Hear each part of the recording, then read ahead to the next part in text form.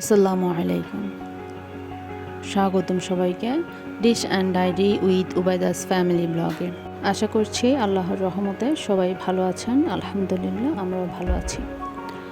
শুরু করছি র্যান্ডমলি একটা ব্লগ দিয়ে। রমজানে আমাদের বাসায় খুব সস দিয়ে ভাজা পোড়া খাওয়া হয়, তাই প্রথমে 8 কেজি বানিয়েছি, কিছু পিউরি করেছি আর কিছু সস বানিয়েছি। তো আমার শ্বশুর আবারও 5 কেজি টমেটো নিয়ে এসছে, তো এগুলো আমি সিদ্ধ করে পিউরি করে রাখবো। যখন প্রয়োজন হবে তখন পিউরিটাকে আবার সস করে নেব। খুব সিম্পল ওয়েতে আমি এই টমেটোর পিউরি বানিয়ে রেখেছি। টমেটোগুলোকে আমি ভিনেগার পানিতে অনেকক্ষণ ভিজিয়ে রেখেছি, তারপর কেটে রসুন, দারচিনি, লং দিয়ে সিদ্ধ করে নিয়েছি। সিদ্ধ করে ঠান্ডা হওয়ার পর ব্লেন্ড করে নিয়েছি। যদি সময় নিয়ে ব্লেন্ড করা হয় তাহলে ছাকারও প্রয়োজন হয় না, ওই পিউরিটা দিয়ে ডিরেক্ট সস বানানো যায়। আর ছাকার কাজটা খুবই সময় সাপেক্ষ ব্যাপার আর কষ্টেরও ব্যাপার। আমি প্রথম 8 কেজির মতো ছেঁকে রেখেছিলাম, ছেঁকে রেখে তারপর বানিয়েছি, কিন্তু এখনকার 5 কেজি আমি ছাঁকিনি।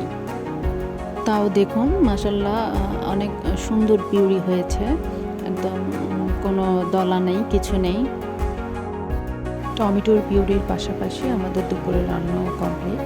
এখানে হচ্ছে মরিচ খোলা ভর্তাটা আমার ভাবির হাতে খুবই মজা হয়। ভাবির রান্নার হাত খুবই ভালো মাশাআল্লাহ। তারপর ইলিশের ঝোল, তারপর হচ্ছে লইট্টা শুটকি দিয়ে আলু দিয়ে রান্না, আর হচ্ছে মুরগির রোস্ট। আমাদের দুপুরে মেহমান আসছিল, আমার ননদ আর তার মেয়ে। বিকেলের নাস্তার জন্য ভাবি রান্না করেছিল চিকেন ভেজিটেবল স্যুপ। আমি অন্য কাজে ছিলাম, এদিকে ভাবি স্যুপ বসিয়ে দিয়েছিল। তো আমার কাজের ফাঁকে ফাঁকে আমি যতটুকু পেরেছি ভিডিওটি ক্যাপচার করার ট্রাই করেছি। চুলায় একটি প্যান বসিয়ে দিয়ে প্যানের মধ্যে পর্যাপ্ত তেল দিয়ে পেঁয়াজ কুচি, সামান্য আদা রসুন দিয়ে ভেজে নিয়েছিল। এখানে আগে থেকেই ছোট করে কাটা মুরগির মাংস সেদ্ধ করা পানিসহই মশলার সাথে মিক্স করে নিয়েছি। তারপর হচ্ছে সবজি, এখানে পেঁপে, পেঁয়াজের কলি আর টমেটো মিক্স করে একটু ভেজে নিয়েছি। এখানে 2 প্যাকেট নুডলসের মশলা, টমেটো সস, সয়া সস দিয়ে পানি দিয়ে সেদ্ধ হওয়ার জন্য ঢাকনা দিয়ে দেব।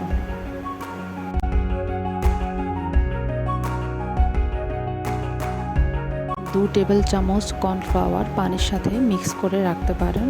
আনফরচুনেটলি কর্নফ্লাওয়ার না থাকলে আটা দিয়েও কাজটি করতে পারেন, খেতে ভালোই লাগে।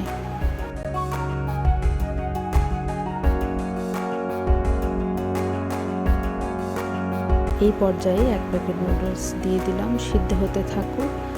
এরই পাশে 2টো ডিম নিয়ে ফেটিয়ে নেব।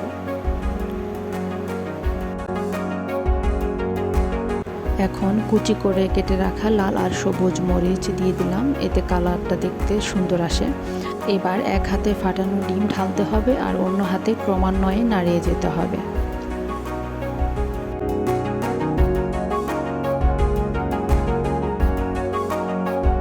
কর্নফ্লাওয়ারের মিশ্রণটা এক হাতে দিতে হবে আর অন্য হাতে নাড়িয়ে ভালোভাবে মিক্স করে দিতে হবে। এখন গ্রেট করা লেবুর খোসা দিয়ে দিচ্ছে, এতে ফ্লেভারটা খুবই ভালো আসে। এই যে ভালো করে নেড়ে বলক তুলে নিয়েছি আর চুলা অফ করে ধনিয়া পাতা দিয়ে দিলাম।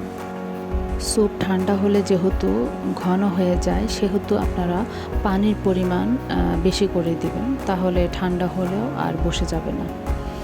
আর এই তো সন্ধ্যার পরে নাস্তা খেয়ে আমি আমার যা আর আমার ননদ আমরা চলে গেছি পলয়েল শপিং সেন্টারে।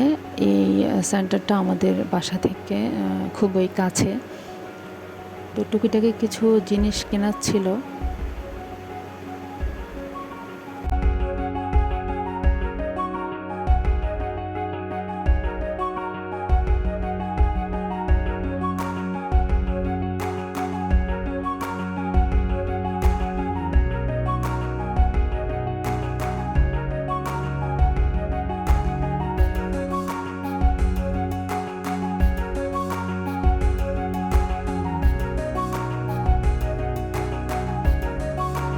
তো শপিং শেষ, আমরা এখন বাসায় যাচ্ছি।